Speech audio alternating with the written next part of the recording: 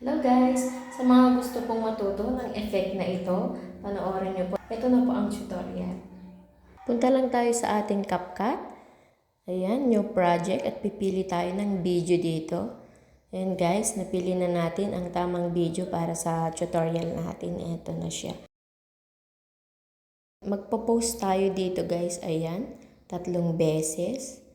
Ayan, tsaka isa pa dito sa gilid. Ayan. Diba? Ayan yung first clip natin.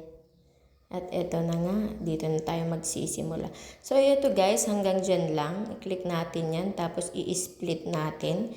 Kasi dyan, hanggang dyan lang ang ating video. Eto, walang gamit to, kaya i-delete natin, pati yung watermark niya. Ayan na nga. So, para mag-highlight yung video natin guys, i-click lang natin sa mismong video. Ayan.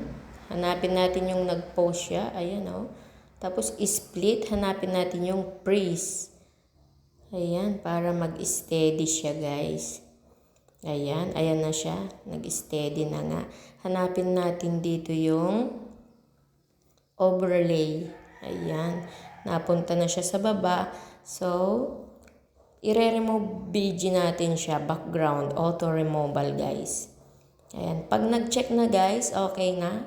Pindutin natin yung check. Ayan. Ayan na siya, diba? So, ipapantay lang natin siya. Ayan. So, sa susunod naman na post guys, eto na siya. Ayan. Diyan natin i-stop yung pagtalon niya. Ayan. I-split natin dyan. Ayan na nga. Tapos, hanapin ulit natin yung freeze. Same procedure din guys ang gagawin natin. Ayan na nga. Overlay. I-overlay natin yan guys. Ayun.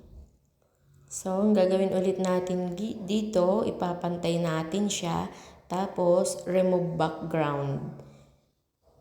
Auto removal. Ayan na nga. So, ayan. O, diba? So, punta na tayo sa next step, yung pangatlong post natin. Ayan, eto na siya. Oops. Eto na siya yung pangatlo, guys. Ayan. Diyan tayo mag-i-stop ngayon, guys. Ayan. O, dito natin i-split. Split natin siya. Ayan, tapos hanapin ulit natin yung freeze. Hanapin muna natin yung freeze, saka natin i-overlay.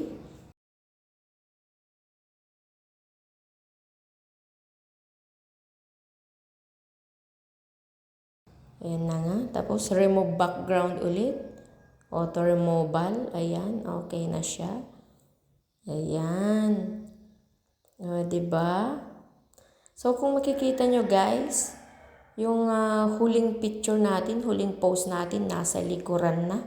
Ilagay na harapan, para mas magandang tignan. Ayun, nasa likod siya. So, ang gagawin natin dito guys, i-duplicate natin siya.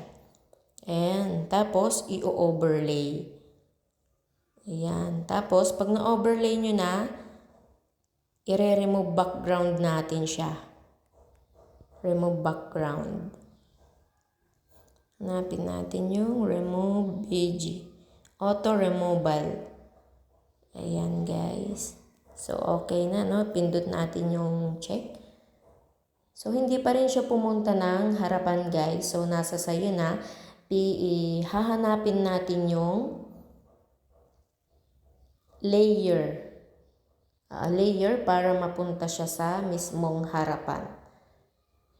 Saan na yung layer dito? Ayan, hanapin lang natin guys yung layer. Layer. Ayan. Ito na nga. So, i-formation lang natin guys. Ida-drag natin kung saan mo gusto, sa likod o sa harapan. Ayun, tingnan nyo naman, nasa harapan na siya. Diba? Ayan. So, kung okay na ang video natin guys, pwede na nating pindutin yung arrow sa taas, i-export na natin. Ito na nga ang resulta. Strike the pose.